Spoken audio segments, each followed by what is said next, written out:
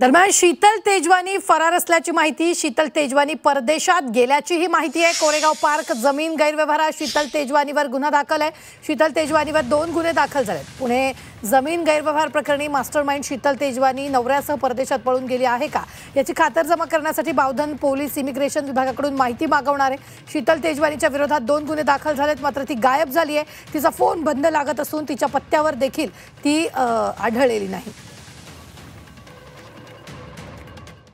या प्रकरणातले जे आरोपी आहेत त्या फरार असल्याचं सांगितले जाते। पोलीस त्यांना घरी गेले होते शोधायला, तिथे मिळाले नाही, फोन सुद्धा बंद आहे आणि असं सांगितलं जात आहे की ते परदेशात पळून गेले आहेत। त्याच पुण्याच्या विमानतळावरून एक विमान उडून गेल्यावर जे मुरलीधर मोहोळ साहेब जे मंत्री आहेत त्यांनी ते विमान बिलकुल अगदी बँकॉकच्या दिशेने जाणारं वापस आणलं होतं आणि त्यातले जे ड्युटे होते ते त्यांच्या पालकांकडे हस्तांतरित त्यांनी सुखरूप पोहोचवले होते।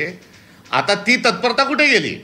त्यामुळे ते पळून गेले का पळून लावले याच्या संदर्भामध्ये आपल्याला विचार करायला हवा आणि ते गेले वेले नाही हे प्रकरणामध्ये त्यांना व्यवस्थित स्वरूपात प्रकरण शांत होईपर्यंत तुम्ही जा असं देखील सत्ताधाऱ्यांचं पाठबळ त्यांच्या पलायनामध्ये आहे।